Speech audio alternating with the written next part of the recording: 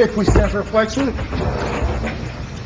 Pledge allegiance to the flag of the United States of America and to the republic for which it stands, one nation, under God, indivisible, with liberty and justice for all.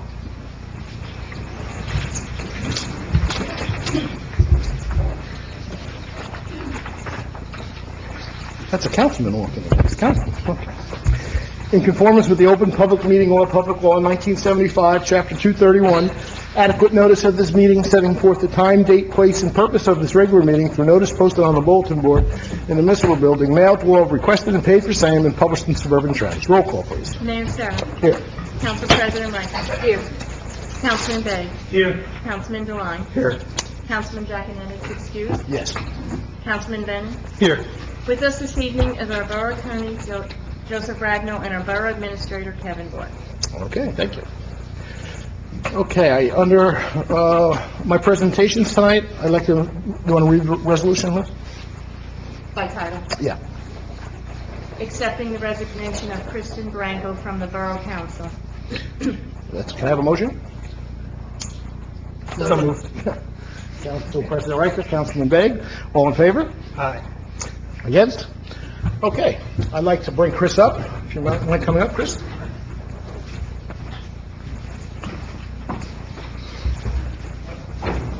What do you got for me? It ain't cash.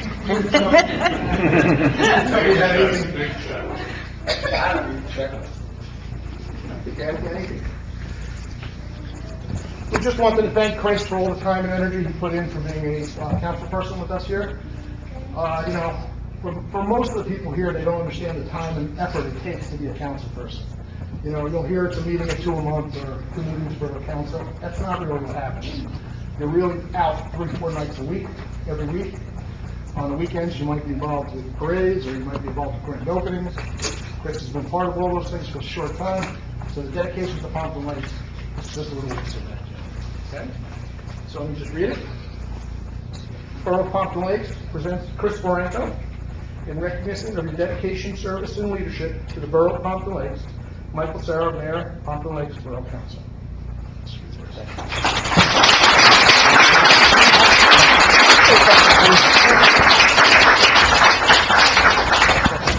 I guess I'm not kidding when I say I wasn't expecting anything tonight.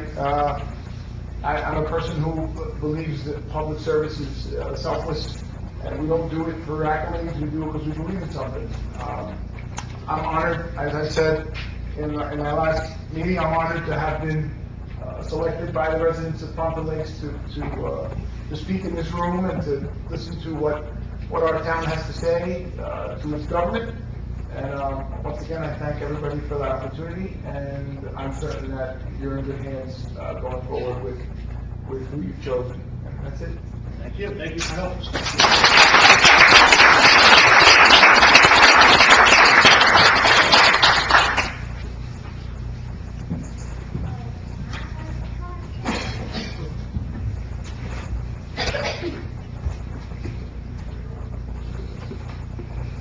Okay, next order of business, Resolution 18142, appointing Jennifer Palidoro for the Borough Council on expired term of Kristen Branco as set forth. Can I have a motion? I will make the motion. Councilman Ryan, Council President Riker, roll call, please.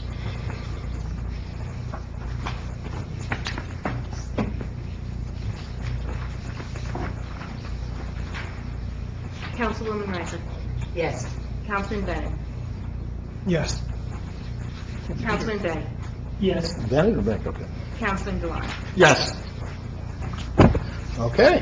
Now I'm just going to reverse everything I just said for Kristen Branco and bring Jennifer up.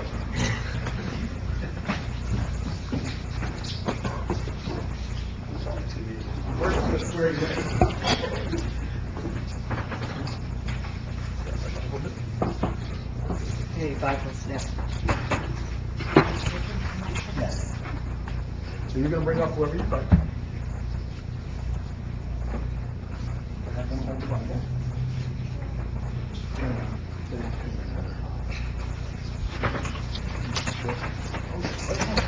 What's that? What? Right here. Right hand on the Bible. Left hand on the Bible. Left hand up, right hand up. Right hand up, there you go. You repeat after me. I state your name. I, Jennifer Pellegrini, Do solemnly swear do solemnly swear that I will support the Constitution of the United States that I will support the Constitution of the United States and the Constitution of the State of New Jersey, and the Constitution of the State of New Jersey, that I will bear true faith and allegiance that I will bear true faith and allegiance to the same to the same and to the governments established and to the governments established in the United States in the United States and in this state, and in this state, under the authority of the people, under the authority of the people, that I will faithfully, that I will faithfully, impartially, impartially, and justly and justly perform all the duties of perform all the duties of council council according to the best of my ability, according to the best of my ability, so help me God. so help me God.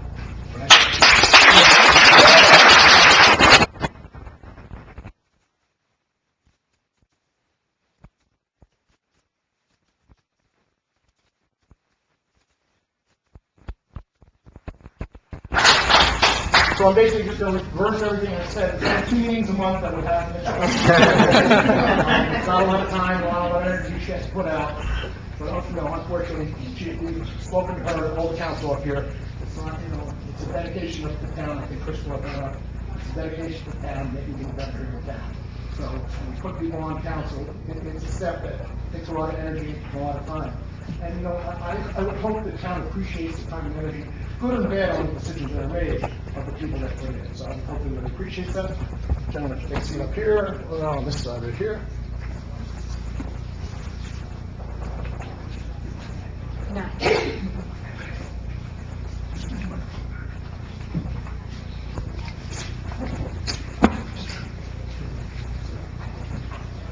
Would you like to say something? That's your opportunity. Okay. First, I want to thank my friends and family for coming out to support me tonight. I'd also like to thank the mayor, council, and members of the county committee for allowing me to accept this amazing opportunity. I appreciate your faith and trust in me. Most importantly, I'd like to thank the residents of Pompton Lakes for making this such an amazing community to call home. I'm proud to be a resident of this town. I've lived here for a long time. I graduated from Pompton Lakes in 1993, and it brought me great joy to watch my daughter Paige graduate from that high school this year. My son John Michael is a student at the Lenox Elementary School. We love everything about this town, so I look forward to continuing to serve my community to the best of my ability. Thank you, and good luck.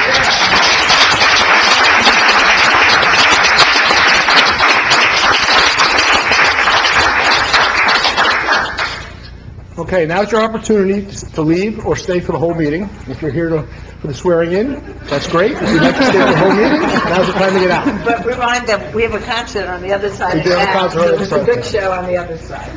Okay, under my report, I do have a couple things I'd like to add before we go into open session.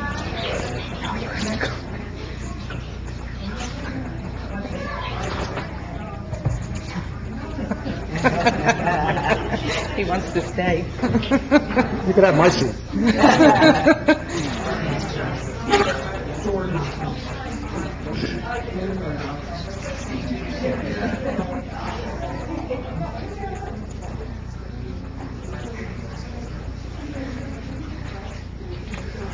Okay, just a couple updates.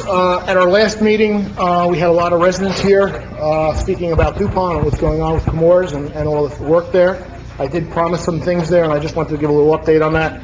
I know a lot of the residents are concerned. We haven't heard from the DEP in a while. With the help of my assemblymen and my senators, I've reached out to the DEP. They did get back to me. I will be having a phone conversation with them on Tuesday in regards to where we are with the pilot program. So all the questions that were brought up at the last meeting, I will bring to them. I will ask them, what's going on, where do we stand, what's the timetable, all the things that people want to know. So that is something that I promised I would do at the last meeting, and hopefully this Tuesday we'll have some answers for that. Also, I'm in the process of going through, thank you to the office staff, to Liz and Kathy, for pulling out all the resolutions that were written when Mayor Sinsheimer was mayor.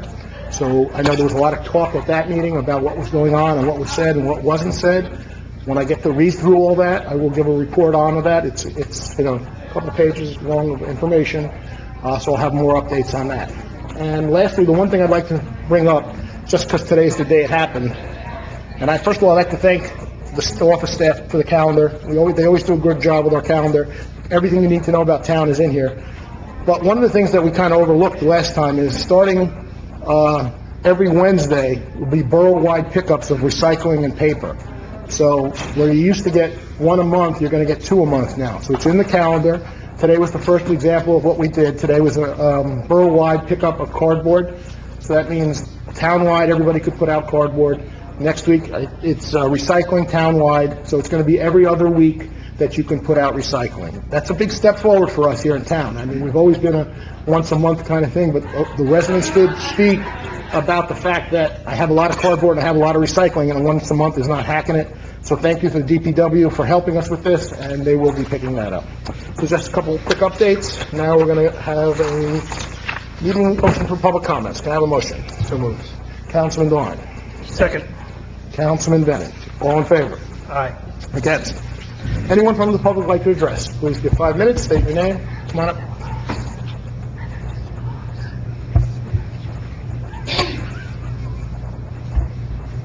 Lauren Bennett, 4 Sunset Road.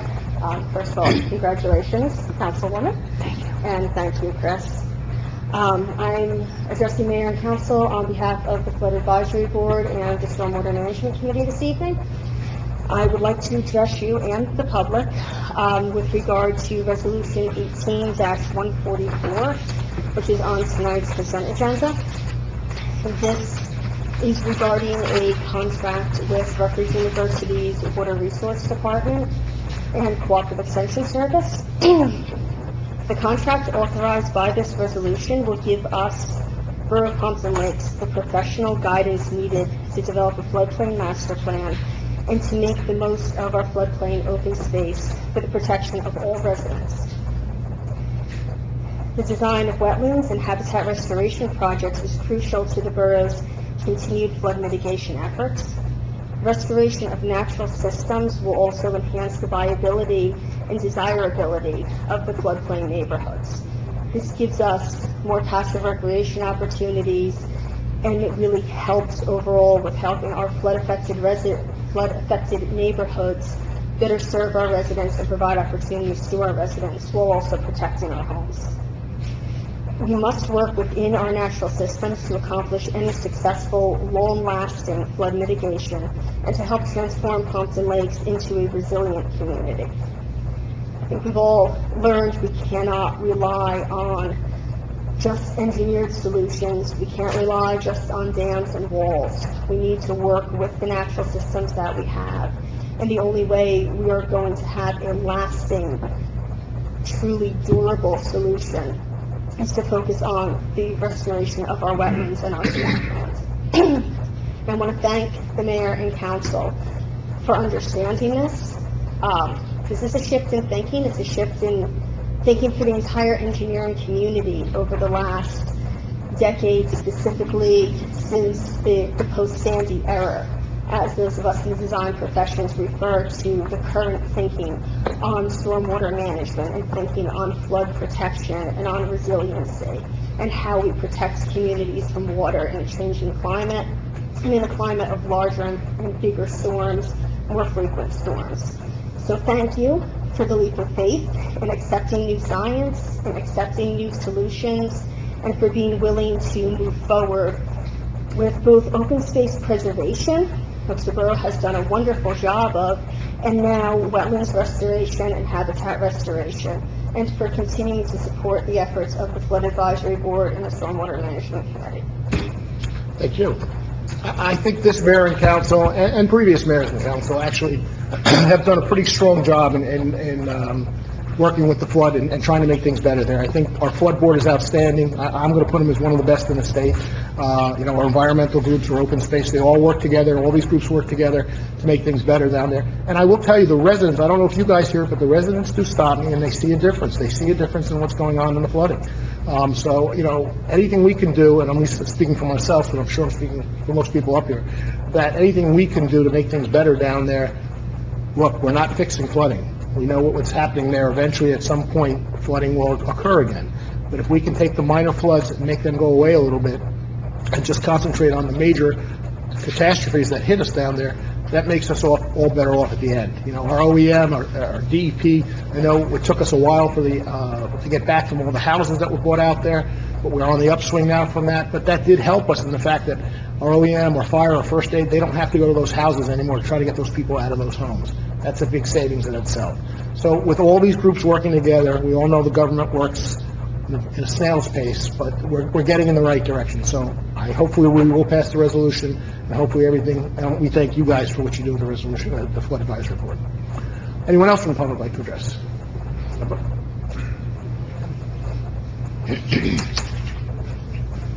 Dave Rowan, Pompton Lakes. Jennifer, congratulations. Just need an address. 5 Romaine Avenue. I missed the original meeting early this year when cable TV came in and Kissed Butt and all that other stuff. They're a bunch of thieves, but they're the only game in town. On Perfectly Pompton, every week somebody complains about cable fees. They give you a rate, and then 2 months later, oh, we had to change this, we had to raise that, we had to raise this. What I think we should do as a governing body is get a letter or a phone call out to Verizon to bring Fios into town so there's some competition. When we lived in Fort Lee, we had cable or Fios, and the rates didn't go up much because they knew there was competition. Here, there is none. And I talked to Verizon, and they said, well, we don't know. But if it came from government, maybe they'd bring Fios into town, then there'd be competition, and we could all get, decent prices. Thank you very much. You all did a great job, and have a great night, and good luck again. Thank you. So we've had this conversation with Verizon numerous times. I have spoken to Verizon. We just signed an agreement with Cablevision because they're the only ones here. Verizon tells me that their head office has said they've stopped adding Verizon in until they catch up money-wise with all the other Verizon they've put in. They actually stopped, believe it or not, in Oakland. So that's where they stopped. We were that close. So I have reached out, and we can put a letter together if we want from the council, if you'd like to do that, just saying we'd like to have it here for the same reasons you just brought up. I'm a firm believer, more people in the pot makes it easier to deal with. When there's only one guy, it's tough. And I'll be the first one to jump off the ship because I am not a huge favor of Verizon either, but of Cablevision. But right now, that's what I've been told, but we can talk about it and see what we want to do. Okay. Anyone else from the public like to address? Step up.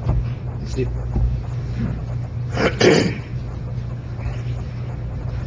Good evening. Steve Grayberg, 86 Glen Court, first representing, as a member, speaking as a member of the Flood Advisory Board.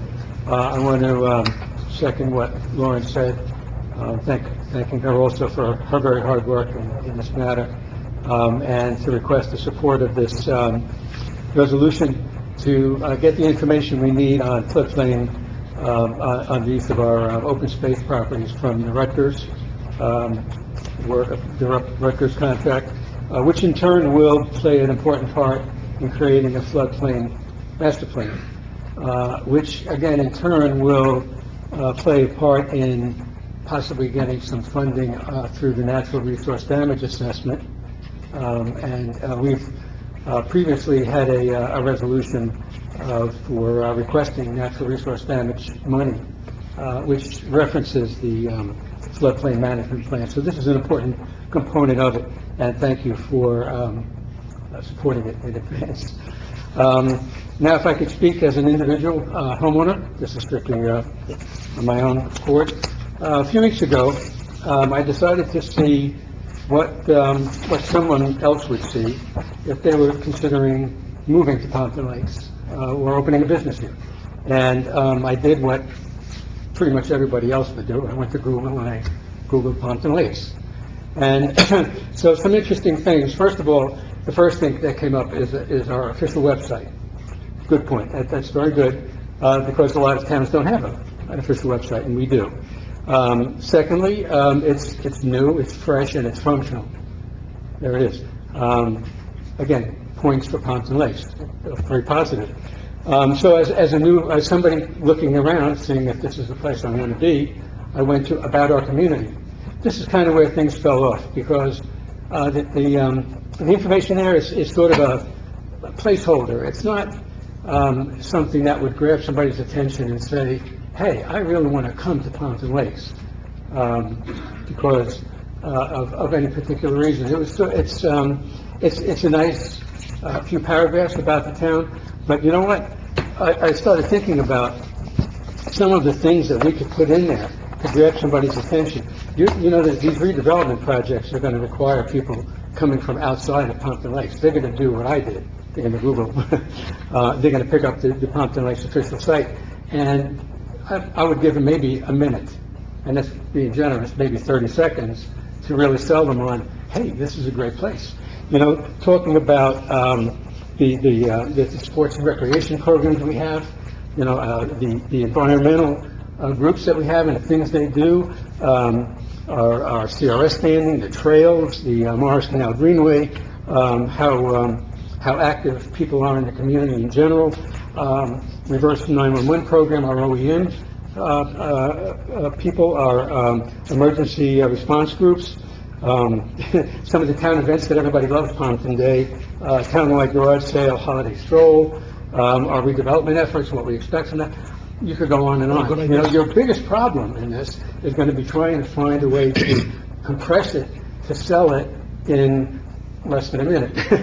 So I encourage you, and I request that perhaps the mayor can assign someone or some group of people to put together a more marketing oriented first impression to people who are looking at the Pompton Lakes official website for the first time.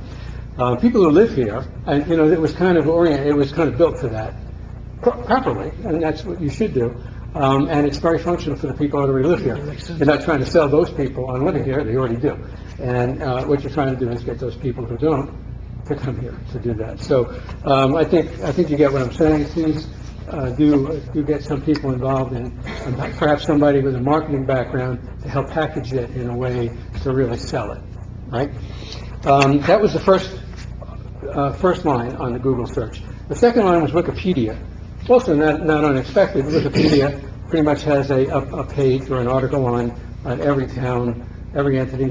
They get information from the government, and they have people put together some basic facts about the site. So our Wikipedia page has all this information about the history, information of Pompton Lakes, some census information, where it is on the map, and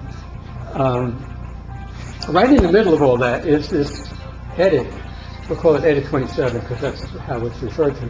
Edit 27 says, right in the middle of all this information, about basic facts about Pompton Lakes, and there's an article this week about toxic secrets. That's on our Wikipedia page. My head exploded. And I know some of you, if not all of you, know about this already. And you can't just go in and take it off. Anybody can update Wikipedia, and that's true. But, and I think Councilman Venon tried to get it off there a few times, and in doing so, got himself locked out of Wikipedia, okay? So, believe it or not, in Wikipedia, there's a page on the rules of Wikipedia. And we need to read that. And in the rules of Wikipedia, you'll find that there is really an interest in Wikipedia. There are rules about how to deal with problems like this, okay? And there's a certain way you have to approach it. Because when you just say, I want to remove this article, the person gets notified that the request for removal has occurred, and they can revert it back. And if that happens more than a couple of times, that's called warring, like going to war, warring. That's a Wikipedia word, that's a Wikipedia term. And so that's what happened, and they have a set of rules about warring, and what it did is it shut Councilman Bennett out, okay? But there's also rules about vandalism, and that's the word that they use in Wikipedia, and vandalism is anything that's intended to damage a person, place, or thing. So it's, I think that article is also irrelevant, another Wikipedia term, irrelevant. That kind of, no newspaper article of any type should be referenced in that particular page, because it's a page about factual information about Pompton Lakes. There's no newspaper article that should ever be mentioned in that particular page, but clearly that was done for a vandal purpose. And so what I'm requesting is that the borough establish an account on Wikipedia. You can call it the clerk, the Pompton Lakes Borough Clerk, or you can call it Pompton Lakes Administrator, or Pompton Lakes Mayor. Establish that. Will that pop up, though? How does that populate? It won't. You'll be establishing a Wikipedia account so that you can do edits. Okay. And then you request from the administrator, one of the administrators of Wikipedia, and I'm not even sure who they are, but I can tell you that there's clearly an interest on Wikipedia's part, the people who manage it, to keep the credibility as high as can be. When things like this happen, they want to see that it's resolved properly. So you request from the administrator that page be locked, except for information from registered governments and anything that only the borough of Pompton Lakes submits, so that it can be locked out. So and of course request that Edit 27 be removed. Probably request that whoever put that up there also be locked from Wikipedia, because that was vandalism. Okay, so somebody, if you just read up on the rules of Wikipedia and create the account, I'm sure we can at least start the process of putting ourselves in a position of not being held hostage by whoever is slanderous enough to want to do that. And it'll continue if we just let it go. So we need to take action in that way. And when something gets brought to your attention that needs to be address it in the very same way. So the rules are there to handle this. Wikipedia doesn't want to lose credibility. They don't want to see articles like that in the middle of it have something completely irrelevant and clearly vandalistic. So the rest of the Google page was things from the library, from the school, and basically, nothing really terrible was on there, but certainly we need to manage our online reputation. That's what really all this is about, is managing the reputation of the online reputation of the town, of having the right things on the website for somebody who's not already in town, of finding things that are slanderous on the internet, and dealing with them, and not allowing them to take control of us. We take control of it. So let me answer. I'll start with the last two that you just spoke about. And first of all, you did send an email, and I know Councilman Bennett was on top of that, also telling me. Unfortunately, I did some research in it. Like you said, I didn't read all that you might have read, but Wikipedia is a general place. There's not like the guy you call up at Wikipedia and say, fix this. But there are administration tools that maybe I'm going to ask that our new tech committee looks into trying to fix that. Because I agree with you 100%.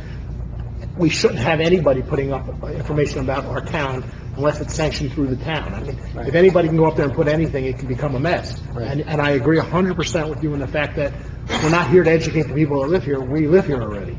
So I'm going to ask the tech committee also to maybe look into a new page. It could be a page from the mayor. It could be a page from the council. It could be a page about just what you were talking about, highlights of the things in the town, things that we see important, that when you hit this page, that comes up right off the top. And then you can scroll into different groups if you want to from there. That'd be great. But the Wikipedia thing, and I know Council Bennett and I have spoken about it, we're trying to fix it. So maybe it's in those rules that we just missed it, so we will take a look at that. So I thank you for bringing that to our attention, because it is important.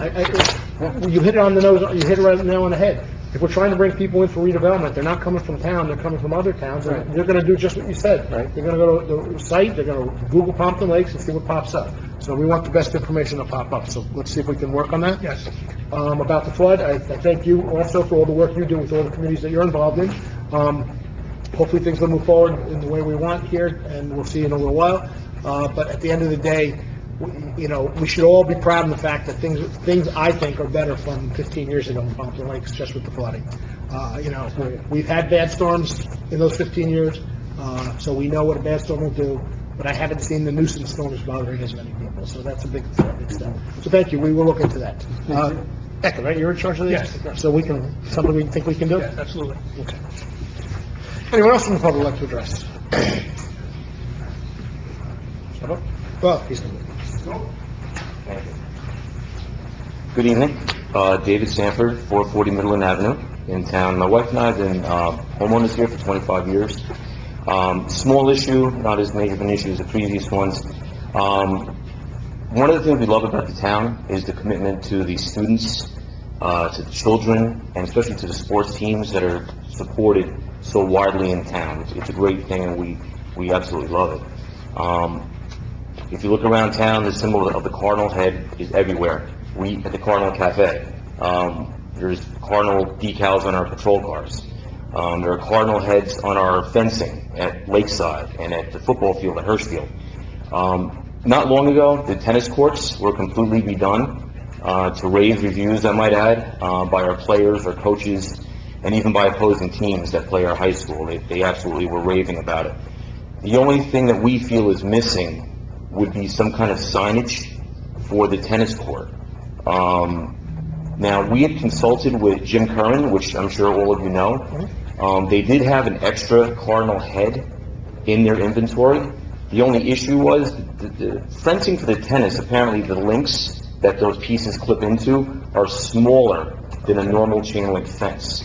Or else he would have done it. He had the whole thing laid out. He's going to install it. He couldn't.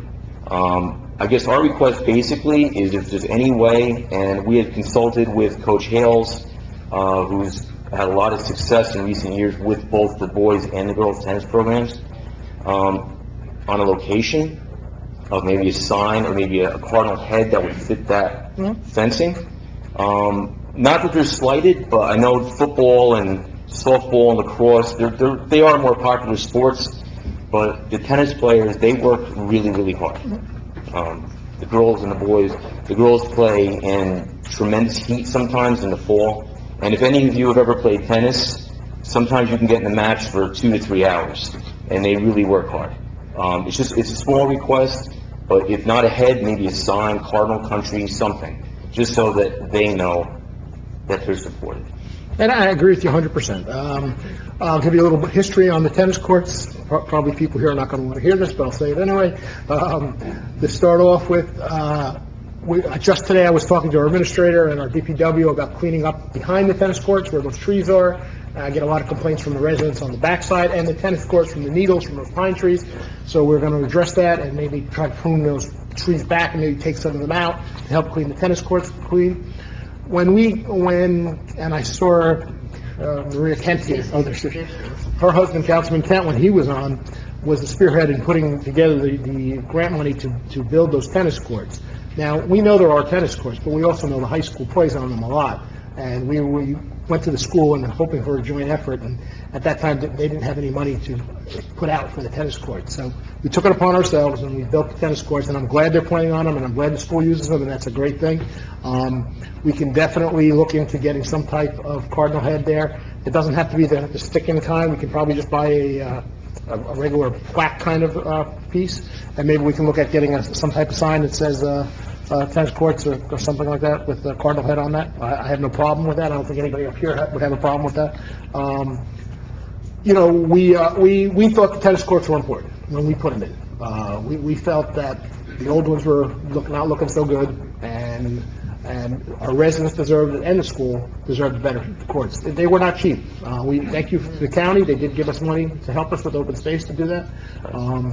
And so I don't think anybody has a problem with that request. So we can work on that. I'll reach out to the administrator and we'll see what we can do. Right? Okay. We just had a picture of where Coach Hales would, if I could submit that. Just give it to the clerk. Thank you very much. Appreciate your time. Thank you. Anyone else from the public like to address? It's got a Cardinal head on it. Yeah, it's Cardinal on it. But you can't see it, it's camouflage. It was a lazy day tonight, so I didn't get dressed. Randy Hinton, 443 Montclair Avenue. On that note, I just happen to have, speaking for Shade Tree, the Shade Tree ordinance. And it says, no person shall do or cause to be done any of the following acts upon the trees, streets, highways, roads, parks, Borough of Pompton Lakes without written permission of the shade tree. We're not across the Ts and dot the Is. But, I mean, if you're gonna do anything... You were on the with Mr. email, Ball, they knew to reach out to you. I just didn't mention that in the speech. Because those pines I already have on the pruning list. I thought so. Yes. We had talked about that, we weren't sure. And I had a conversation with our mayor, Mr. Mayor, and you were talking about the pine needles, and I went there to measure the trees for the pruning. And there was 4 lovely graduates from the Pompton Lakes High School, 4 tennis players, 4 girls, and I asked them, I go, are the needles a problem? And they said, absolutely not, we love the trees, we're sitting under the shade right now. So... It's not what the coaches say. Well, these are what the players say. There's 4 players, all right? I'm going Oh, with we understand, but we have to work together with everybody to make it work for everybody. Well, we also And have to clean that up. It is very messy back there. Well, this is why we're elevating about 7 to 8 feet, so that you can get equipment underneath there. Right. I already gave it to the Downs Tree Service, Okay. So that's gonna be done. And is there branches still on the floor there, and... No. That's what we're requesting him to clean up. There's a lot of branches laying on the ground. That's DPW. Yeah, DPW. They've cleaned that, they've done a pretty good job. Well, yeah, he said they hadn't yet, because he was there today. Okay. And then I talked to the neighbors that boarded that, and the woman was adamant, please don't cut the trees down, that's our privacy. So we're trying to work this with everybody. Yeah, sure, that's fine. And, so we would appreciate. And you are definitely in the loop. You were definitely in that loop, yeah. I knew that you would never forget me, Mr. Knight. I would never forget. Last meeting I was here, and I talked about Wildlife Management Committee. Has there been talk on that, possibly forming that? I mean, we've had bears on Facebook running around town, and deer problem is everybody's problem. No real interest from the council at this point to look into that. You know, they look at it as nature. Nature is here. It's going to be here, no matter what we do. Well, nature is growing constantly, so... Well, and so the population's growing, so it works on both ends. Right. I think we're going to have to learn to live with our neighbors, whatever they are, bear, fox, deer, turkeys, whatever they are. Sometimes they're going to get in the way, sometimes we're going to get in the way. Right. You know, at this moment, we haven't talked about it, but I direct anything to go through the environmental committee. That's the real committee that would be handling it, Uh-huh. and that's where we're going for Speaking of the environmental committee and the open space committee, I wanted to ask our attorney, I know that a lot of times in the trends, I'll see where meetings are canceled, and it's published, Liz publishes it in the trends. Is there a criteria, Mr. Ragno, as to which meetings get put in the paper and which meetings don't? Because I came to the tech meeting in the beginning of the month, this month, and I sat here till 7:15 here, nobody showed. And I happened to have Councilman Devine's number, and I texted him, and he said as far as he knew, the meeting was canceled. There was no notification. The meeting is open to the public. The way those work, for those type of meetings, should be a notice on the door, or on the door coming in, if a meeting is canceled. There are certain meetings that we have to post in the paper. I know of no requirement Okay. to post cancellations. There are certain types of meetings have to be noticed that they're being held, but I don't know of any requirement that there be a posting or a public notice of cancellation. Because I have seen meetings that Liz has put in the trends that have been canceled. And I was wondering, is there a criteria? I don't know any requirement to do that. No, there is, they can just be canceled. Well, but out of respect to the people that do come to those meetings, I've asked numerous times, and look, things happen, people don't show up, it's summertime, it's tough to get people sometimes, but there should be a notice put on the door, back and front, that meeting's being canceled. So if someone's coming up to the building, they see it's canceled, if that's what they're here for. But there's no, according to the attorney, no requirement that we have to do that. A meeting can be canceled if there's a lack of quorum. I mean, if we had met tonight and 3 more council people weren't here, there wouldn't be a meeting. Mm-hmm. And it doesn't have to be published? How could it be if we didn't know and 3 people didn't show up tonight? Mm-hmm. There would be no way to publish it. Well, it could go right on the website. I'm talking about if it happened now. If we sat down for a meeting and we didn't have a quorum, there'd be a cancellation. They can't give prior notice to that. And there are groups like the open space, certain have to have a quorum. If they don't have a quorum, they can't even vote. So they can have discussion, but they can't vote. Right, and you could still have the meeting. Well, but it's not an official meeting. So It's not official. It doesn't get you anywhere. So theoretically, if they don't have a quorum, they could cancel the meeting right there, because it's unofficial. Right. But out of respect, and I'll remind everyone here, that if a meeting is going to be canceled, let's try to put notice up on the door. Right, because I didn't even see the open space meeting or environmental meeting on the calendar this month. No, when we didn't establish, you came on what, like last year? Is that correct, on the open 2 space years ago. committee? 2 years ago. I mean, probably for the last 4 or 5 years, we've run into a situation where we've had the open space and environmental protection committee smack dab right in the middle of St. Mary's Carnival, which is what would have happened this year as well. So 5 years ago, we got into the habit of saying, we're going to skip the July meeting, and when we publish our meeting schedules at the beginning of the year, and notice all the newspapers and things like that, you know, that July meeting is left off. So we've done it, you know, sort of ahead of the game, and then we've also started reflecting it into the borough calendar as well. It's understandable. It's understandable. At the last meeting, I talked about the DuPont Bridge, and you said you were going to have your engineer look into it. Was that looked into? They look at since the that, last I don't meeting? think, they Still do with the county. still with the county. County's slow. They don't jump on things very quickly, but they're aware of a couple bridges actually in town that they have to be looking at. And I was out tagging trees. I had a problem with communication. You know, communication was unbelievable today with cell phones. But then there was a communication I heard that in the pond hole, I got a call from Jim Curran, that piece of property now where the senior steps is now the borough's property. Is this correct? From 5 years ago, yes. Oh, well, What, should we notify I'm you a of little that? behind the times. You should have been, you probably weren't at those meetings, but we had lots of discussion about it. Could have been, maybe I missed that. But I marked 3 trees in there for removal. There's 2 old maples and a pine. Okay. So we're gonna take them down. And That is, while I- we did it, what happened a couple of years ago is the school asked us, and we asked them, we worked on an arrangement. They wanted to swap that property for the property in the back where they used to have the old jungle climb. And they were theoretically going to let the students park in there, and we would take off the property off of them on the hill. I think they've since allowed the teachers to park there and kind of for the kids to the waste side, but that's up to them what they want to do with their property. Now there's a big, huge crane parked there, a trailer. What's the crane there? It's there, it's leaving. It was to do some work on the old CGN building. Okay. And today's paper, I'm just interrupting that. Dan's already had, sounds like another tree there, in the same area in the pond hole. So it might be the same tree you tagged, so when Dan called you about the Hirschfield Park issues, you kind of touched base on that. Dan? Dan From DPW. DPW. He's already has downs coming for that one of those trees, they might want to coordinate so we're not, Right. Oh, I work with Dan and Tim. The Trends, today's paper, you get the Trends? Not anymore, it's only 3 pages. Well, it was a great article on revitalization of Pompton Lake. Oh, I did read that online, I did see it. Very nice article, yes. I thought that you might be interested. I was interested, but I've stopped talking to the Record and the Trends. Well, now you can start again. No, They had a great I have no article. interest. It was a great article on town. They took a quote from me from 6 years ago, that's fine. I just want to congratulate Jennifer on her position. I wish her a lot of luck. All right, thank you, have a good night. Anyone else from the public like to step up, please?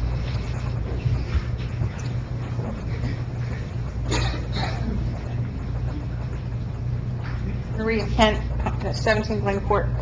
I just want to let everyone know, and Chris left, but what a good job he did on all the years of his dedication to the town and to the community, and I wish him and his family well. So, I'm sorry he missed it, but I did want to put that on record.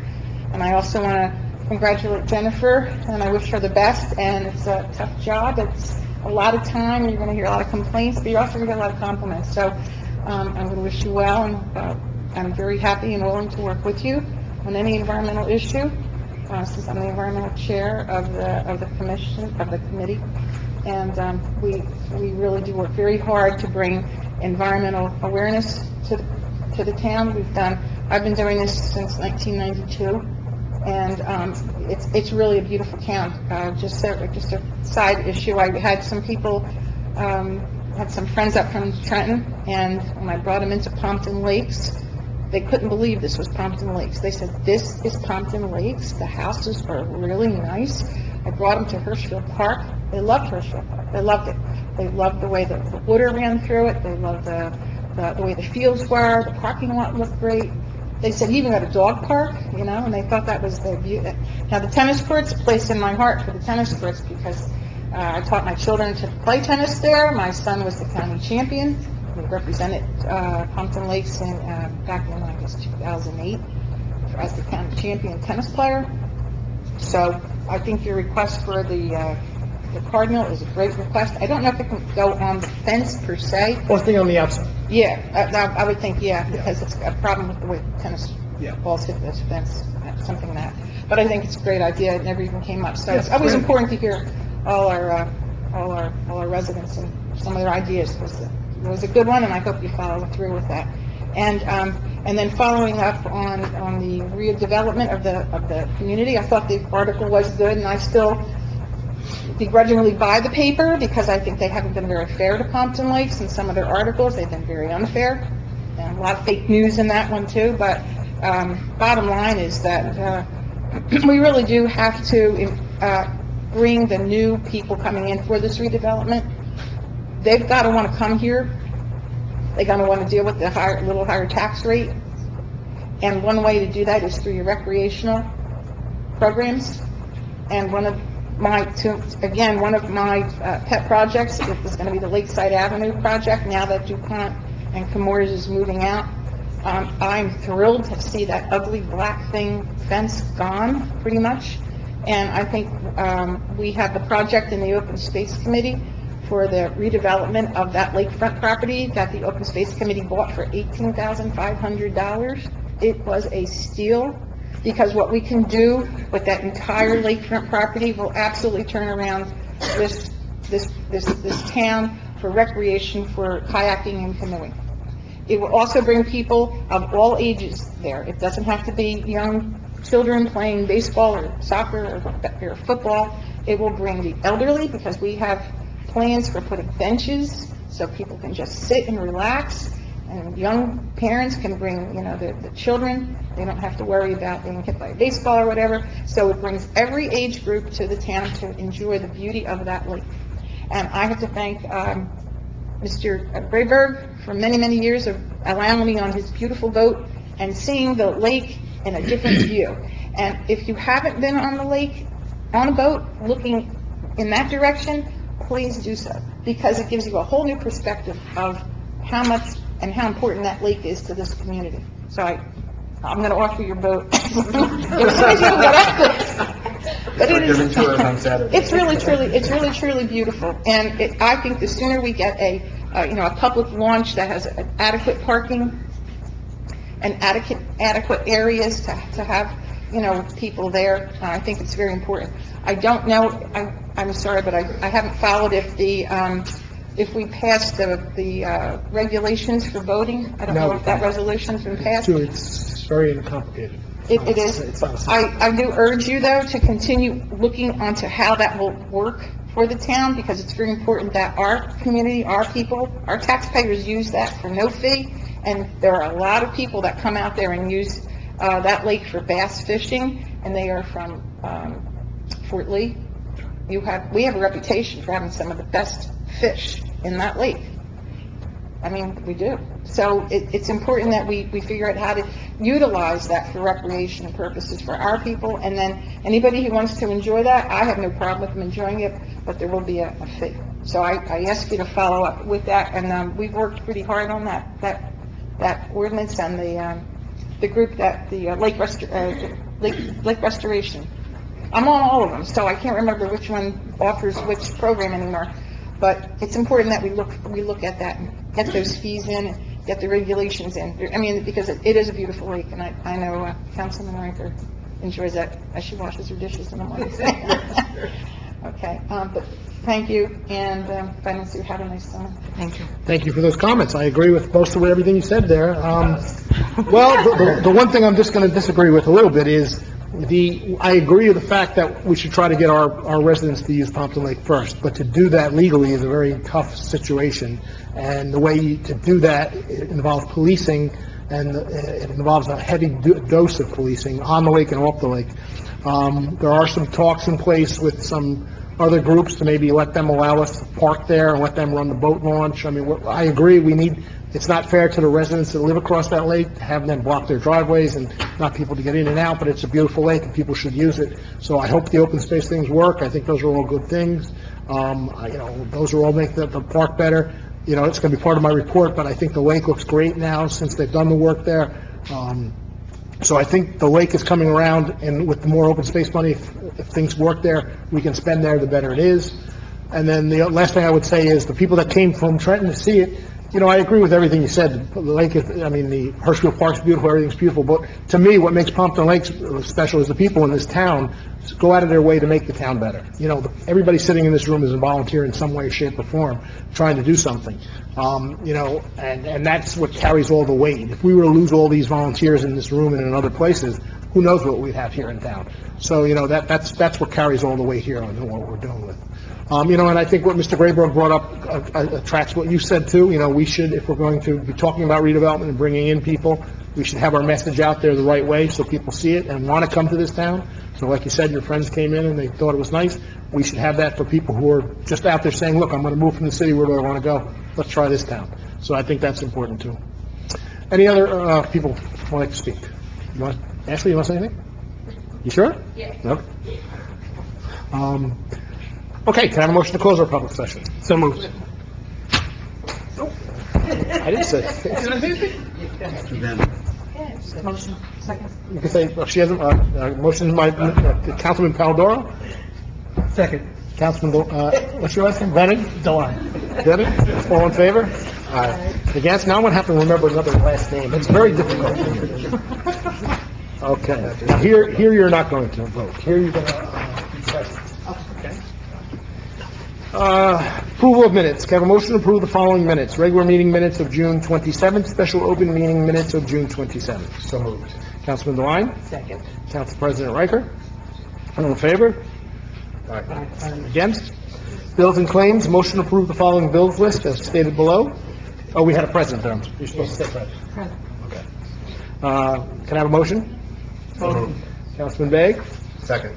Councilman DeWine? Present. Let's say present. Present. There we go. All in favor? Aye. Against? Petitions, we have none. Consent agenda whenever you're ready. Does anyone wish to have any resolutions closed? I'd like to pull resolution 18-144. Whereas the mayor and council of the borough of Pompton Lakes has reviewed the consent agenda consisting of various proposed resolutions, whereas the mayor and council of the borough of Pompton Lakes does desire to remove resolution for individual action from that agenda. Now therefore be it resolved that the following resolutions on the consent agenda are hereby approved. Resolution 18-143 through 18-152, and we're going to remove 18-144. Can I have a motion? So moved. Councilman DeWine? Second? Can I have a second? Second. Council President Riker? All in favor? Aye. Against? Present. Present? Okay. Resolution 18-144. Authorizing the contract for the acquisition of goods, services pursuant to state statute with Rutgers Cooperative Extension. Okay, you wanna take it, Eric, or you want? Yeah, I guess, We can have discussion after you. Oh, I'm sorry, can I have a I'll make a motion? motion. Councilman DeWine? Can I have a Second. Councilman Bennett, all in favor? Discussion. Discussion? I just wanted to point this resolution out specifically. This is the resolution that Lord Bennon was up here talking about very eloquently. I've been the liaison for the Flood Advisory Board the last 2 years, and if you've never been to a Flood Advisory Board, you don't get to see how much work that they do behind the scenes to benefit all of our residents on a daily basis. And this is something that I think somebody from the Rutgers Co-op Extension came to the council 2 years ago, presented this opportunity for an impervious surface assessment, which we actually had done by the county, and then this floodplains management plan. Now, the reason why this is important is a couple things. One, we bought out so many houses, or DEP's bought out so many houses in the South End, and I think previously the strategy was we'll let them return to their natural state. And that works until it doesn't, we ran into some issues over the spring with the conditions of them, and we started to mow them. And really what we needed to do was understand how do we make these properties, how do we take what had been done by removing these properties and make it and have it have a positive effect. Floodplain, floodwater storage, mitigation, riparian plantings, those are the kind of things that Lauren was referring to when she talked about it. So you don't always get a good opportunity to change things and to fix some of the mistakes of the past, although one could say that the dam was sort of a mistake that was thrust upon us. So when we talk about things like redevelopment and moving forward and adding, doing the kind of things that, redevelopment has the benefits for, planning, doing this kind of plan here, is something that is very important. The same thing, you have an opportunity to make some positive change, and 2 years later that we've brought this plan back and hopefully about to pass it, I think is important that we've always kept our eye on the ball, and this plan is going to be an opportunity to make sure that we continue to move the things that we've done even forward more. And I agree 100% with what you said, but we also don't want to get caught up in a catch-22 where we're paying for plans constantly and doing nothing with that. Because at the end of the day, the tax dollar talks to all the residents. So we want to make sure we're spending our dollars wisely and getting something out of it when we do that. I don't want to get caught in paying every year for a different plan, and then we're going nowhere with that. So this one I think is important. I think we should go forward with this. We have to look at them on a case-by-case basis as they come in, because, some of these can get pricey just in the planning stages before we get to any kind of putting money into it or working on it. Okay, can I have, do you want to do a roll call? You can do a roll call. All right, let's do a roll call. Roll call, Liz. Councilwoman Ray? Is that me? Yes. Yes. Yes. Councilman Bennett? Yes. Councilman Day? Yes. Councilwoman Polidori? Present. You can say yes. Yeah, this one. Or no, yes or no. I'm sorry, yes. Yes, is that a yes? Yes. Okay. Councilman Delotte? Yes.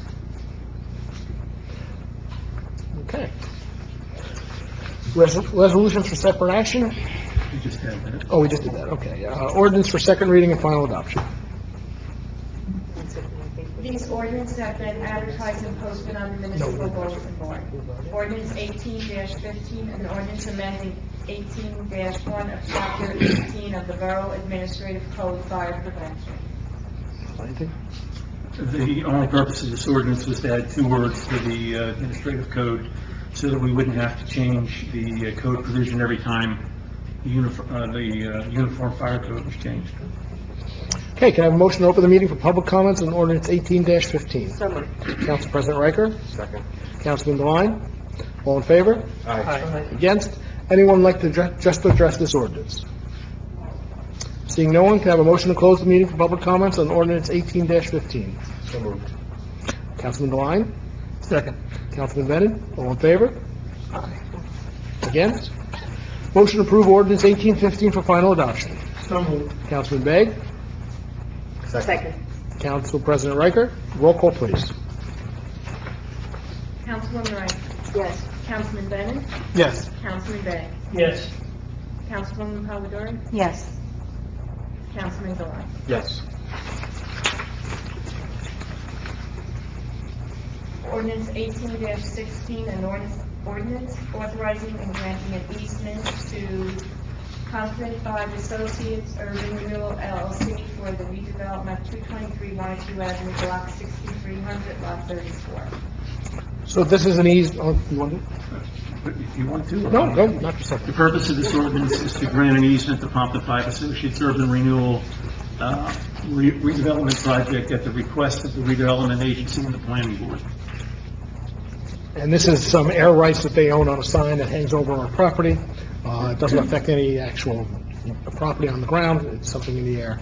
Motion to open the meeting for public comments on ordinance 18-16. So moved. Council President Riker? Second. Councilman Devine? All in favor? Aye. Against? Anyone to want to speak just on this motion? Ordinance, I'm sorry. Is that a trick? Motion to close the meeting for public comments on ordinance 18-16. Councilman Begg? Second. Councilman Devine, all in favor? Aye. Against? Motion to approve ordinance 1816 for final adoption. So moved. Councilman Devine, Second. Council President Riker, roll call, please. Councilwoman Riker? Yes. Councilman Bennett? Yes. Councilman Bay? Yes. Councilwoman Polidori? Yes. Councilman Dewan? Yes. Ordinance 18-17, an ordinance amending the appropriation ordinance of the Borough of Pompton Lakes in the County of Passaic, New Jersey, heretofore adopted on May 23rd. Administrator? As you recall, we adopted an appropriation ordinance from canceled and/or surplus dollars in the capital account. This is some accounting issues I screwed up, actually. We got to redo that. So this ordinance says the same appropriation, but through different cancellation of other ordinances. So this kind of cleans up the paperwork. Okay. Motion to open the meeting for public comments on ordinance 18-17. So moved. Councilman Devine, Second. Councilman Begg, all in favor? Aye. Against? Anyone like to address just this ordinance? Seeing no one, motion to close the meeting for public comments on ordinance 18-17. So moved. Council President Riker, Second.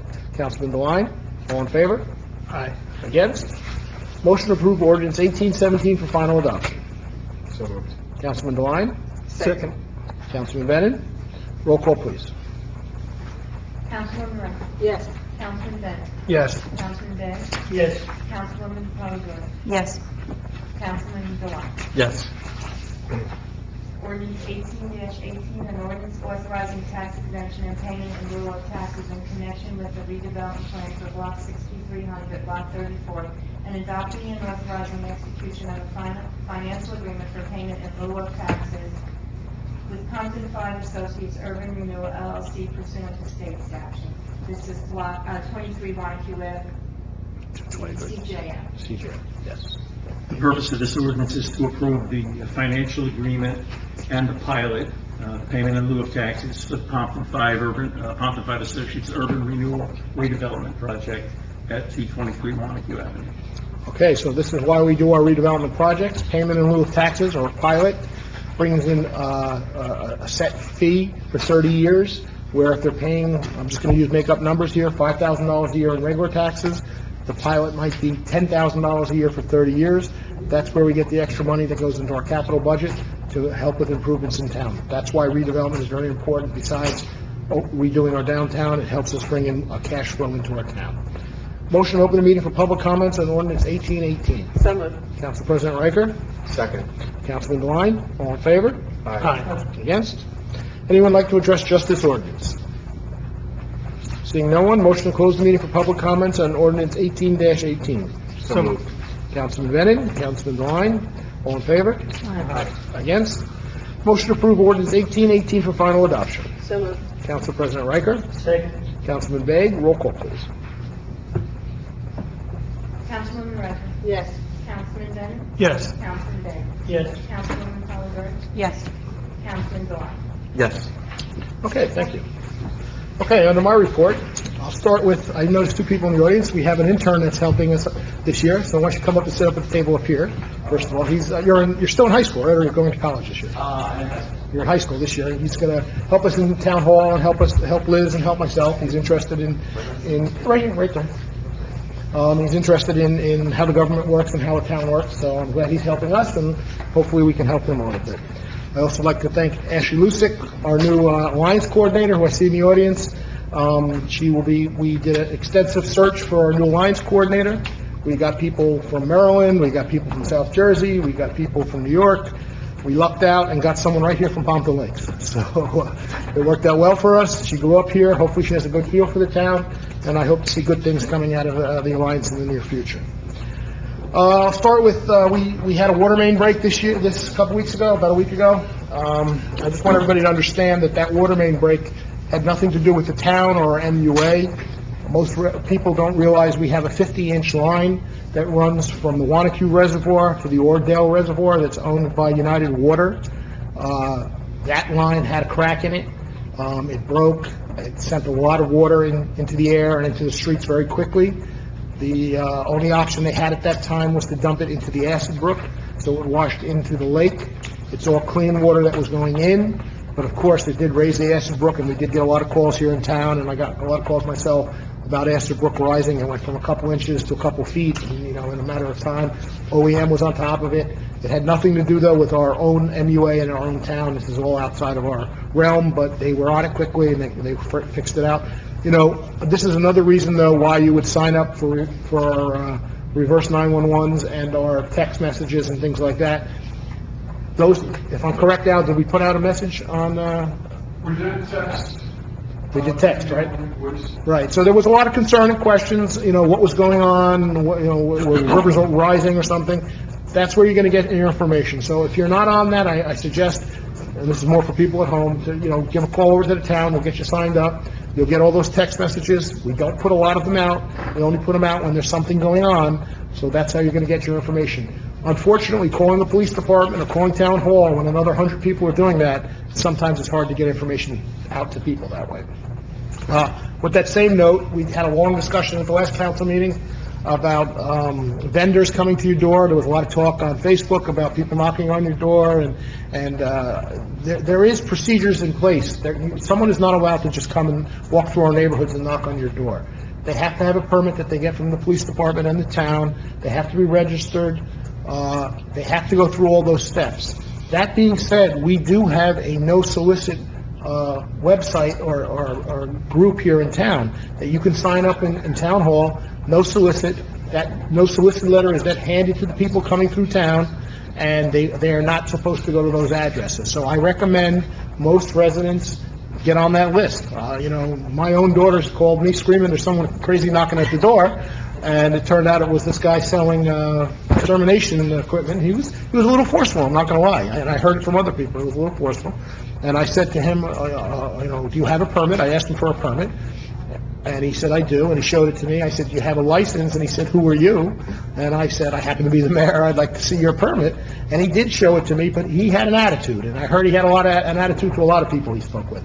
So don't be afraid to call and say that there's some guy walking around my neighborhood, he's not supposed to be there. We do get people who go door to door soliciting that is not allowed, so if you're nervous about somebody at your door, don't hesitate to call the police. Okay, let's talk about the Comores project at the lake. They're getting to the final stages. If you haven't been over there recently, they put in the whole walkway already. It's a cement walkway now. All the shrubbery and all the old undergrowth is gone, so you can see the lake much nicer from the street now. They took the big fence down. They're getting to the end of the project. Now, they did what they had to do, which is, according to the EPA and DEP, clean up certain areas of the lake, but then part of that project was also to put the lake back to its initial state, how it was. And I know because of the deer, they had a big issue with how they're going to plant there and what they're going to do. So you can see, if you go down there, they have it all covered with wire, all the plants that are put in there. I think they are guaranteed, is that correct, Kevin, for a certain amount of time? I think they're guaranteed for a certain amount of time, but it looks very nice. I mean, if you walk down there now, it looks completely different than it did 5 years ago. We will be putting Rotary Park back in. We have new equipment going in there. We'll have some nice tables with cover on them to sit. So all in all, the project went pretty well. We didn't have a lot of big bumps in the road there, and now they'll move on to the site itself and have to deal with the EPA and the DEP. I did mention in the beginning of my report, I did reach out to the DEP, and I will be having a phone conversation with some upper-level DEP employees about where we stand on the permit by rule for the pilot. They understand by what the residents spoke of at that meeting. There was quite a few residents at that meeting, that most, 95, I would say, % did not support it unless there was some type of insurance program put in place by Comores. I would hope they understand that. I will remind them of that, and I'd also like to get a date out of them of when they'll have a decision. I mean, I think we waited long enough. A year is a long time. Let us know what's going on, forward or back, where we are with that. Of course, I just want to remind, I myself met with the EPA this Thursday. They are here every Thursday. If you have concerns or questions about what's going on at the lake or on the property of Comores or DuPont, or any concerns about your own property, those are the people you want to speak to. Those are the people that should have the right answers. Now, we can tell everybody has a different opinion of what's going on at Comores and DuPont. I can only go to the people that tell me they're the experts in that, and that would be the DEP and the EPA. We're fortunate enough to have the EPA here every week, so if someone wants to take advantage of that and use that, I would definitely do that. And I just want to remind everybody that National Night Out is coming up on August 7th. It's a pretty large event for the town. It has a lot of vendors, a lot of people, the police and the town hall here, and all our employees put it on. It's usually a nice time for the kids and a lot of educational things going on. And I'll just remind everybody again about the recycling pickups twice a month now on Wednesdays. Check your calendars. If you don't have a calendar, you should have all gotten one in the mail. I think we have a couple extra, but not a lot. Is that correct? Oh, we do. All right, so we do have a couple extra at the town hall if you need one. It is online. Is that correct, right? The calendar? If it's not, it will be. Okay. Shortly. It will be online soon. You can always go there and check. Yes. The which one? The metal pickup. Metal. Yes, the metal pickup is a different day. It's on Thursday. I think it's tomorrow, actually. That's when you can put out, large metal objects. You can also always bring the stuff down to recycling any day, but these are the days they'll come and pick them up from your house, okay? I know the old-time residents will remember, and I include myself in this, you would just kind of put it out on a day and it would disappear 3 days later and everything would be happy, but we have to follow a little more procedure now, so there is going to be a metal pickup day. That's when you put out your metal. Now, obviously, if you have a large piece of furniture, like a couch or something like that, and it's large enough, you can always give a call down to DPW, give them a little heads up. I'm putting a sectional couch out there on garbage pickup, so they know and they can come pick that up. But that is correct, we do have a new metal pickup. Okay, that's my report. Council President Riker. Thank you. I'm sorry that Councilman Branco has left, but I just want to echo congratulations. He sold his home in town. He is moving out of town, but we will miss him on the council. And I just want to congratulate him on a job well done. I'd like to welcome Jennifer. Once Mayor Cole left, I've been the only woman up here for a while. So apropos of this calendar, one of the things they need to do is they need to take our council pictures, and so you guys are now on notice in terms of hair and makeup. We need extra time for that photo. So. I'm always worried. Well, he's got 3 daughters, so he knows the drill. So welcome. It's a pleasure to have you. Thanks. Before I go into some of my planned remarks, I just wanted to acknowledge those who came to the podium today. As I always do, I take copious notes when people are speaking. And I made a particular observation this evening. Our residents came with lots of fabulous ideas. You did? We started with Lauren Bennett, who was bringing us up to speed on the resiliency of wetlands and swampland management and how things have changed. And then there was a request for FiOS, which we had made earlier, but if we can perhaps get a concerted effort, maybe we could get their attention. And then we had her saying, hey, our website is great, but maybe someone with a little bit of marketing know-how can give us that 30 seconds of fame, what stands out, just as the welcome. And perhaps we're missing a cardinal head there as well. I was looking at that apropos of our Are you counting that as a cardinal head? You saw my Medicare card at the last meeting, so I didn't see that cardinal. And then the issue that, my kids were tennis players all through high school, and you sort of, you know that feeling of being a tennis parent, and sometimes those tennis kids don't get that respect, and it would be great to see the signage and bringing us up to speed and in terms of the open space on Lakeside, and it was just wonderful to have our residents bother to take the time, energy out of their busy lives to come, share, comment, and add something to the mix. So I know we always talk about the volunteers, but tonight really struck me that we really got quite a few wonderful ideas. Since Councilman Barranco had resigned, and since then had not yet been appointed, I went to the MUA meeting in their stead. MUA meeting always go very promptly, but there were a couple of things that came out of the meeting that I thought might be of interest to those up here and those in the audience and those watching at home.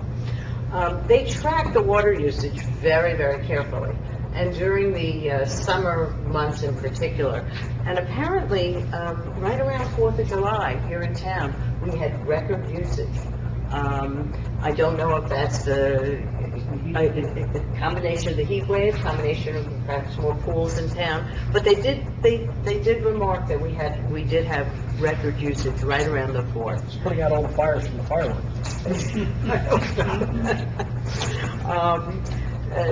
The other thing that they were focusing on is, you know, the folks who work down at the MUA have also, many of them have licensures and all sorts of certificates in terms of making sure that things run smoothly down there. One of the things that they seemed very proud of and brought to the attention of those in attendance was the fact that they're really encouraging those who are working there to take the courses, get the certification, get the licenses, so that there's a tremendous amount of promotion from within. And having done a whole bunch of employment law and starting my career in personnel and HR even before I went to law school, when you see that, that's always a very good and positive sign. So I was very happy to see that. Another couple of things. Saturday was our borough-wide garage sale. Those who participated in it remarked that it was probably one of the best weather days they had had in years. And the fact that it was the best weather day also meant that the number of people that came to town was huge. I happen to have the privilege of working with the Women's Club. And the Women's Club, we talk about them a little bit up here, but they do a tremendous amount in the community. And what they do, and they have loyal followers, people who come to our garage sale know that the Women's Club, by and large, get donations from approximately 3 to 4 dozen women in one place. So instead of going from house to house, they now have donations from about 40 families. The stuff was just flying off the shelf. Liz was working very, very hard down there. She was a veteran. She was helping me and teaching me the art of packaging and selling down there. But I'm proud to say that the Women's Club raised approximately $700 to donate to help prevent childhood and women's trafficking. Again, in terms of our community, our volunteers, and what goes on there.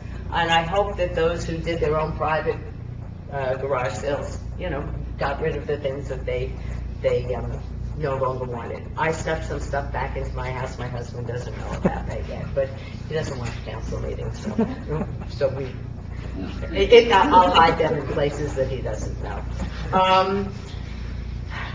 I just want to bring up something that was touched upon, redevelopment. You see it's working its way into the council meetings more and more. Tonight we passed an ordinance approving a pilot, which you've heard us say, payment in lieu of taxes. And the mayor gave a for instance example. But the key to this redevelopment in terms of from a financial perspective is that so much of the money for this payment stays here in town instead of heading down to the county. We get to keep a much larger percentage than what we would in a normal tax situation. And sitting here, having been through the arduous meetings, and redevelopment is the type of thing that is slow in coming and success will beget success, to realize that it's not just coming from up here, but people in the audience, when Mr. Grayberg came to the podium and started talking about how, look at this, when the redevelopers come to town, that people are becoming much more aware of it, and we have approved several applications this year, and we're hoping that you'll really see some change. I just want to echo something that the mayor said. National Night Out has just grown so much. It's Tuesday night, August 7th. Dawn and Sharon in the police department are working like crazy to make it bigger and better than ever. It's a real family-friendly event, so if you haven't been, come, and if you have been in the past, please come back. So, Mayor, that's my report. Thank you. Let's talk about the garage sale for 1 second. There's a lot of pros and cons on the garage sale. My pro is the fact that we don't have any major issues with police, fire, first aid, because, you know, there is a lot of residents driving through town, probably not looking at the road as much as they should be, and looking at what's for sale on the streets. So I thank everybody who did their job out there. You know, there's a lot of back and forth of when you should have it, when you shouldn't have it. You know, there's pros and cons to both of them. You know, we had determined that July was a better time because the hours were longer. There wasn't a lot of programs going on with school and sports and things like that, which kind of slowed us down in September and October. If this council decides they'd like to change that date, that's something we can look at. It's just to keep in mind, though, in October, September, there's a lot of school things going on, a lot of sports programs starting. The days get darker quicker. So, you know, there's pros and cons to both sides of it. I understand why we have the garage sale, and I think it's a good thing because it brings people into town. I'm just nervous half the time about the traffic of people driving on our streets and not paying attention. It's probably a lot of not people driving on our streets who are not from town. So we just have to be cognizant of the fact that we have to keep everybody's speed down when they're driving through that system. Okay, Councilman DeWine. Thank you, Mayor. I guess now that Chris isn't obligated to be through the council meeting, he decided to leave. But in all seriousness, I want to thank him for his service to the community and wish him best of luck in his endeavors. And then I want to, you know, welcome Jen to the council. You know, when you replace somebody, you're given 3 names on the council, and it was pretty exciting to see Jen on that list of names because I know of her passion on helping the community and just being part of the community. It showed in your speech, and I really look forward to working with you. Thank you. On to business. The Trail Maintenance Committee did one of its summer trail maintenance days this past Sunday. We had about half a dozen volunteers. We did some clearing out of some dead trees off, you know, things that were a little close to the trail. We moved them out of the way, and then clearing the trails of high grass. And we've been doing this for, 4 years now, since we kind of really started going, and, you know, Ed Merrill, you know, really, you know, well before that. This year is probably one of the nicest summers that you can go down for the trails because of the wet spring we had. Everything has really greened out.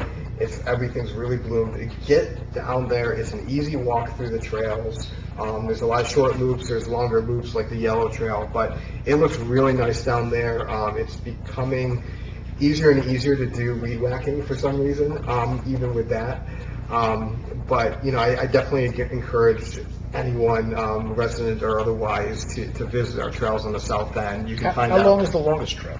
The longest trail is the Yellow Trail, and I think it's about a mile long. And again, that since last year, I think, we did that yellow-black loop. So even if you didn't want to walk all the way up to the Yellow Trail and walk back, we now have sort of a loop so you can actually reduce that distance and come back to where you started. So that's, it's been really good. And we have flyers up on the website and things like that. So those are where our trails stand now.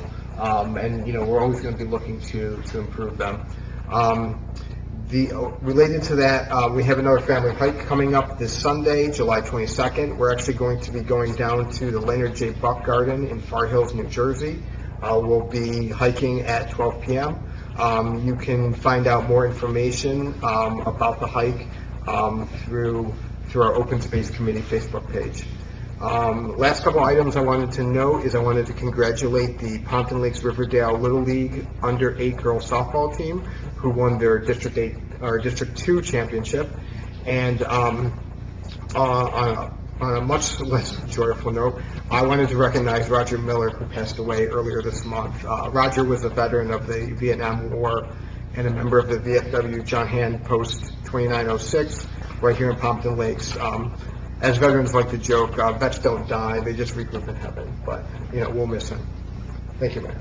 And you bring up a good point about Roger. He was a fixture in town. He did a lot He helped us a lot in a lot of projects we did in town for many, many years, and he will be surely missed by the town for what he had helped us with.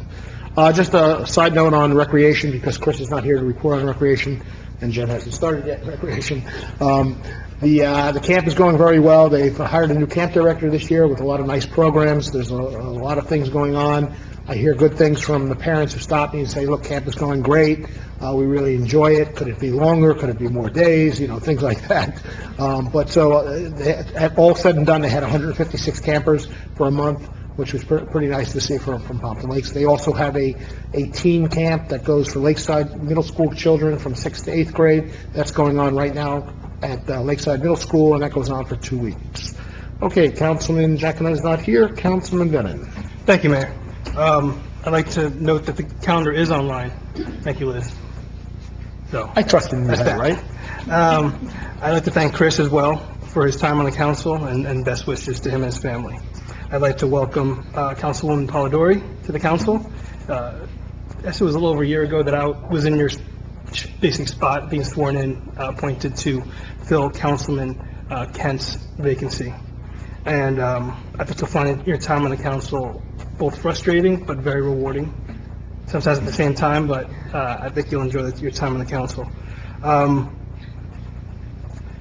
There will be a learning curve, as you're probably finding out, and please feel free to reach out to any of us. Councilwoman Riker pulled me aside, had lunch with me, and went into a lot of detail, with any questions I had and stuff, so that was very, very helpful. Thank you.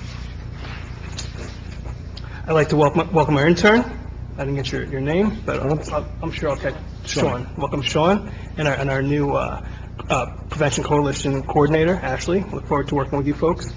There's some things that folks don't realize about Pompton Lakes that, I drove from my in-laws' house in North Haledon to work. And just to get to Route 80, it took me like 25 minutes to go through North Haledon, Wayne, Patterson, then to 80.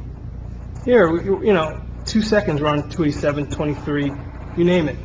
So that's a lot of folks don't realize our access to interstate. It's all about location.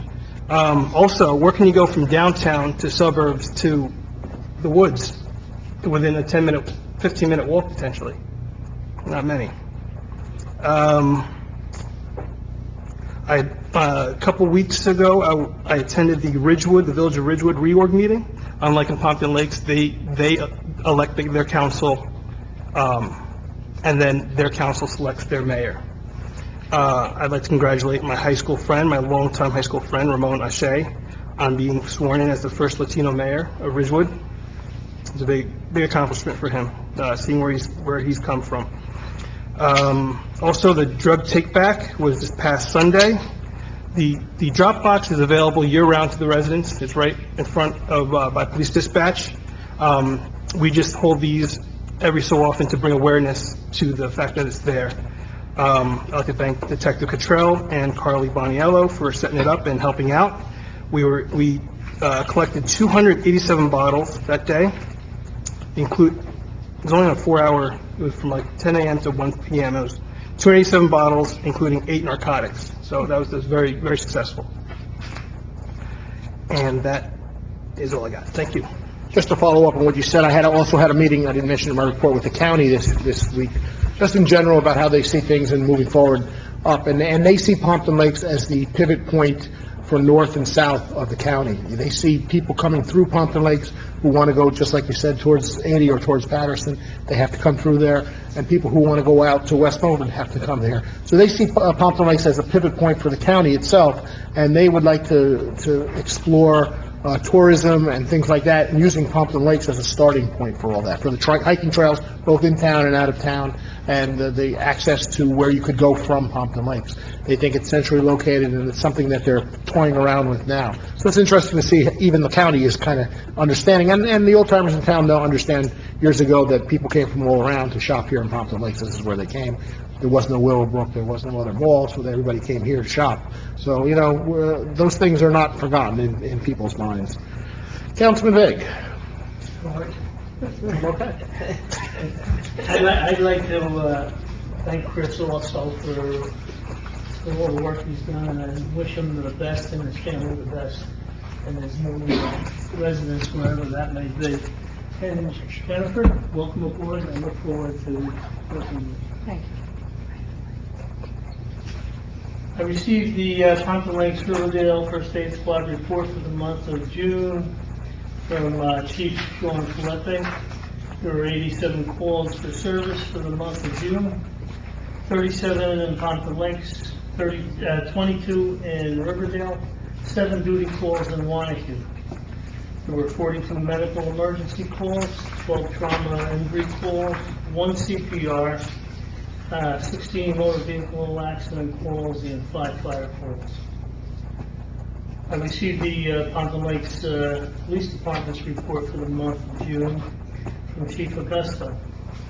There were 1,901 calls for service for the month of June, 588 motor vehicle stops, 144 motor vehicle summonses issued, 33 motor vehicle accidents investigated, 1 DWI arrest, 27 alarm conditions burglary, 12 alarm conditions fire, 8 fire calls, 54 ambulance requests, 7 burglaries, 7 thefts, 6 domestics, 1 sexual assault contact, and no aggravated assaults.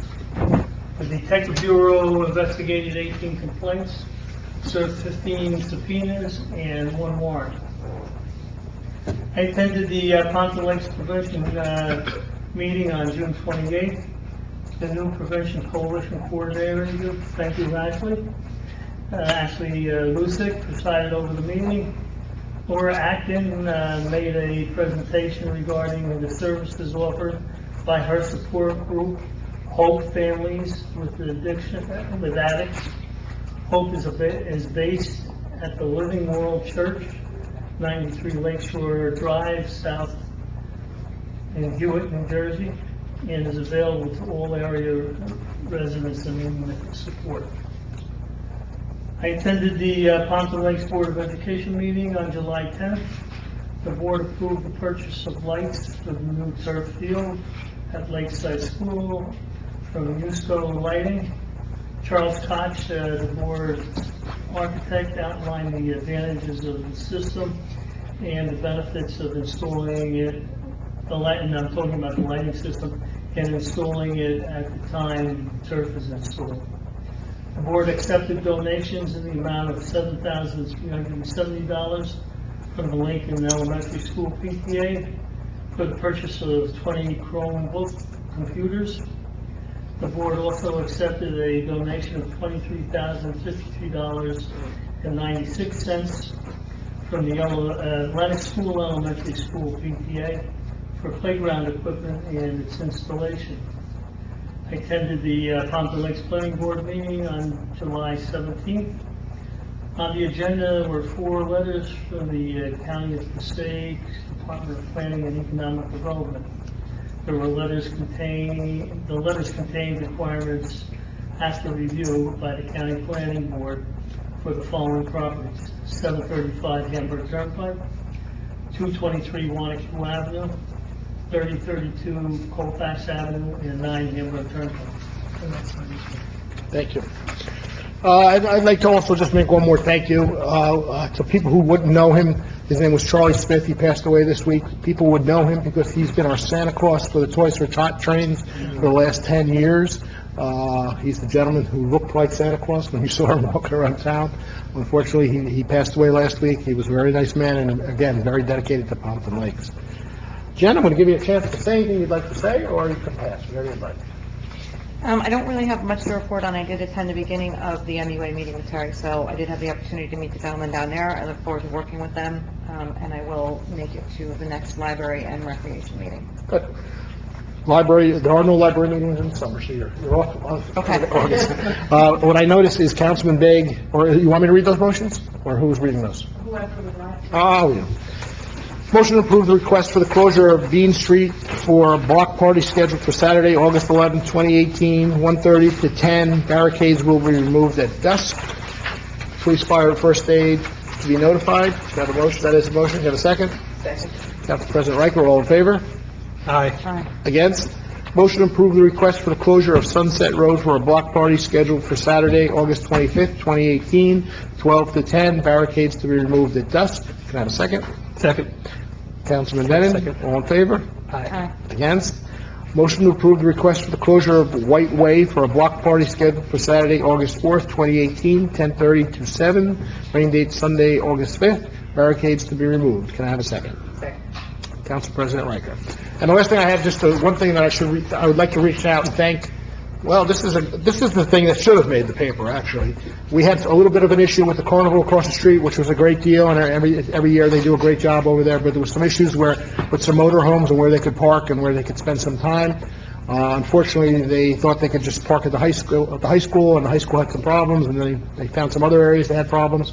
So I reached out to the Jewish temple, and we all know the Jewish temple has been sold to a mosque, so I had to reach out to the mosque. So between the mosque and the Jewish temple, they helped the Catholic Church park their motorhomes over at the temple for the 5 days the carnival went on. So it was all three religious groups working in town to make it work, to keep our carnival here in town. So I thank all three of those groups for making it work, and hopefully next year we won't run into that issue, but it did work, and the carnival stayed here in town, so that was a good thing. Professional reports. Ministers. Yes, Mayor, I have a couple things for my report that I just sent to the council. We received the monthly report from the Northern Educational Services Commission, which does our IT services for the borough. We also received our monthly report for June from Millennium Strategies, who handles all of our grant work. Also, I provided the council with an idea of what RFQ is relative to our inlet program. The RFQs are in. We're going to award the inlet program as we do our catch basin maintenance as part of a number of different things, stormwater management, CRS, so forth and so on. That will be awarded in August. Joe Ragnar and I have been working on, as you see, number 6, CNS versus ASME. It's a major decision by Supreme Court relative to unions and union dues and union participation, as well as New Jersey passed and signed the law, the new Workplace Democracy Enhancement Act. So this has now created some issues within the unions themselves, and trying to work through that to properly address those issues. Millennium Strategies provided us with a memo relative to New Jersey Infrastructure Bank. It is another way of potentially funding programs, and if need be, we're looking for that. But one of the things we still do very well with our own bonds and notes, given our bond rating. But that's something that I passed on to our auditors, and we'll continue that as a possibility moving forward. Prior to the last council meeting a month ago, we met with Sue Scavone, went over a couple of DOT grants, Save Food to Schools, and Transportation Alternatives, and we'll be looking at that. Councilman Lyon was involved in that meeting. We'll be looking at that going forward over the next few months. To our pilots, for many years, the only pilot we ever had was the Senior Citizens Center. Our first pilot was Plum Law, and we actually now have our first audit of that pilot to show, the revenue generation and the money owed to the town. I've asked that the representatives of the development committee who negotiate these things check to make sure these numbers kind of track what they projected they're going to see. Okay. Because my concern is going forward, as these things get bigger, we have to make sure we have the right projected income so that we're actually benefiting by a pilot and not kind of going the other way. Right. So Mike Fabrizio says he's going to review that and provide any information he has relative to his review of the audit. I just want to give the council an idea of our new JIF has a very robust safety program, and I want to give the council a copy of the schedule going forward to get a feel for what we have available for our police department, our first aid squads, our fire department, and so forth. So you have that schedule, get a feel for kind of offerings they have relative to safety programs in our JIF. The first aid squad sent us a letter thanking us for our first contribution, $15,000 out of 30 we give them each and every year. Just a couple other things relative to the agenda. On this consent agenda, you saw a lot of resolutions for things that were funded in the capital budget, the Rutgers study, fixing traffic lights. So we're now beginning the process of taking that money that was funded through the capital budget and starting to roll out our different projects. So that was on the agenda. Also on the agenda was a resolution to defer tax, the tax delinquency time to sometime in October. As you know, in the wonderful state of New Jersey, and its infinite wisdom, still hasn't decided when we're going to get a tax rate. We're running out of time. The tax bill should be almost out by now, so people could pay them by the August 1st deadline. Which is critical to us, because that's going to create a real crunch economically for us. In years past, we've had to take out tax anticipation notes because the crush has gotten kind of tight. We have not tried debt in the last few years because it does help our bond rating. We can show we're self-sustainable. It's going to kind of They have tight. no idea when they haven't given us a hint? As of yesterday, that's what to Kevin, and they haven't heard, talked to Debbie, they haven't heard directly when that's going to be struck. Because I do, like you said, I have residents asking me up or down when their new tax structure is going to take effect. And I was telling them hopefully by end of August we would know, but we don't even know Well, that. I hope so too, 'cause I'm telling you, it's going to get tight. I mean, it's not going to be easy in terms of our own income and our own balance sheet. But be it as it is, that resolution's there, we don't know the definite date. Normally we have a resolution saying, by this date, we can't tell what the end of this yet, unfortunately. Last thing is, we met today on the phone, Al Evangelist and I, with FEMA, relative to the winter storm Riley back in March. We're looking now at getting our reimbursements for our police, our DPW, things like that, but we also did speak to them about the river issues that we had, the trees down in the river. So we are going to put in funding for that. They're going to try to come out and do an assessment. So I missed you, so they're going to look at funding that? Yes. Oh, good. We'll try to do an assessment of that. My concern is that they've said this on the phone today, move forward with the project. My concern is I want to make sure they see what's out there, so nobody can say, well, you really have 40 trees in the river. Well, we might have 40 trees in the river. So they're going to try and make it out with Ed next week, possibly, to kind of get a feel, so. Well, we got all those pictures that the flood advisory took. I understand that, but I think I deal with FEMA enough to know that sometimes pictures aren't always the answer to, we get pictures of DEP relative to shoals and berms, and look what they did to us for a year and a half, so that's kind of my concern. So they're going to come out sometime next week, meet with Ed, he's going to take me for a 5-hour tour like he went on the SS Minnow and Gilligan's Island, and then hopefully they will understand where we're coming from. But that was a good phone call. It's possibly get some substantial dollars to help offset our funding that was already put in Yeah, that'd place. be great. If we could get money to help with the river cleanup, that'd be great. That's my report. How are we doing on, which roads are we coming forward? Well, right now, Grant Avenue, that is a DEP. Once the DEP approves that, we'll go out to bid on that. Summer Avenue, all we're going to do on the top of the mountain, that's the final stage of the design. And if I have some additional funding. It'll be this year, though. Oh, it'll all be done before the fall. It's over. If I have some additional funding, I want to maybe try to do a couple other roads, do some of our own internal funding that we have, like some extra money here and there from projects. So, we did last year with Barber Drive. We kind of called together some money and did that project. So those are two major ones. And of course, next year we're going to take care of Mr. Hinton over on Montclair Ave. So. Good, like to hear that. Any questions for the administrator? I have something. Kevin, any updates with the crosswalk repainting on Wanacue and Ringwood? Yeah, actually, if you followed the emails, Dan is going to reach out and get them done by thermoplastic. Mm-hmm. We'll go out and go through the Morris County Co-op and get the company, instead of us even painting, do everything thermoplastic. What time frame are you looking at? It should be in the next few weeks. I'll have to double check, but it should be in the next few weeks. Awesome. And I'd like to also have you consider Colfax Ave, the section that is part of our town, to be considered for repaving if we have any funds. Toward the end of the semester. I'm sorry? Yeah, I know it's a mess toward the end. Yeah. Yes. Yeah. Thank you. Any other questions for the administrator? None? Okay. Have a motion to open the meeting for public comments. So moved. Councilman Devine? Second. Council President Riker, all in favor? Aye. Against? Anyone from the public like to address? Step up. Randy Hinton, 443 Montclair Ave. Just what Councilman Brennan was talking about, what is the status on Colfax Ave?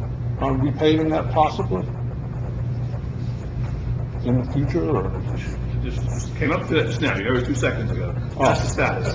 Oh, that's the status, okay. If I can find money, might be able to do that. That's the All right, status. because I've had tree issues over there also, and it's only about this much curb left. That road is in pretty bad shape in some spots.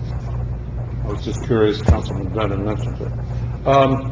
Resolution 18144 that Councilman Devine was talking about, could you be in contact with the shade tree? I mean, we're doing a lot of tree planting with our CSIP grant, the south end of town, and your work with Rutgers on that, and whatever you're gonna do, could we get some paperwork on that? Sure, there's gonna be a kickoff meeting pretty soon. I'll talk to Steve Florman, who's the Stormwater Management Committee Chair, sort of heading this effort. I'll talk to him about keeping Shade Tree Commission in on this discussion.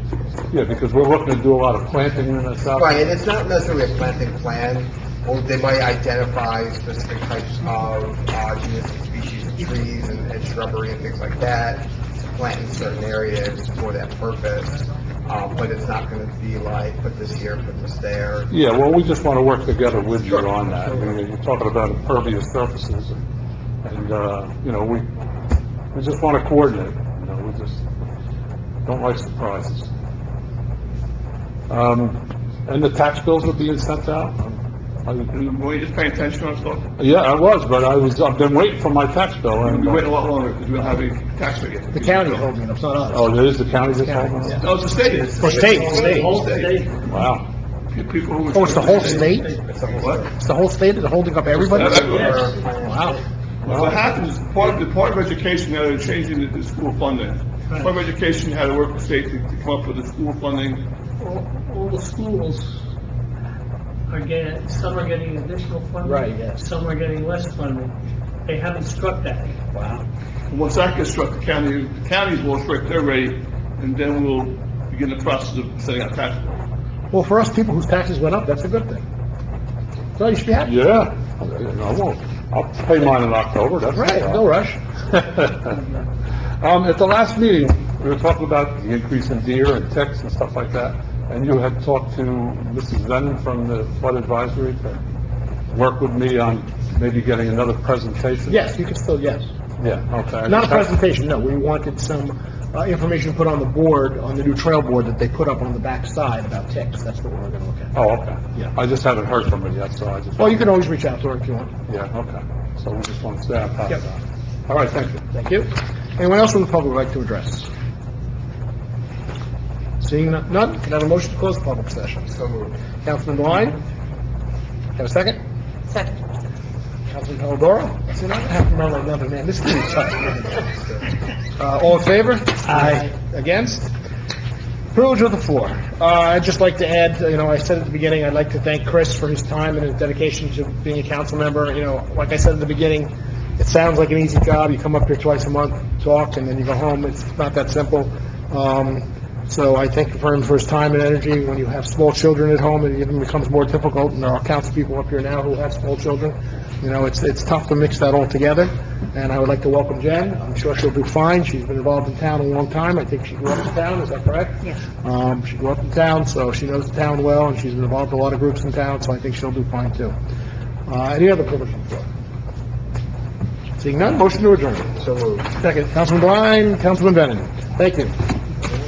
I need the number of shirts.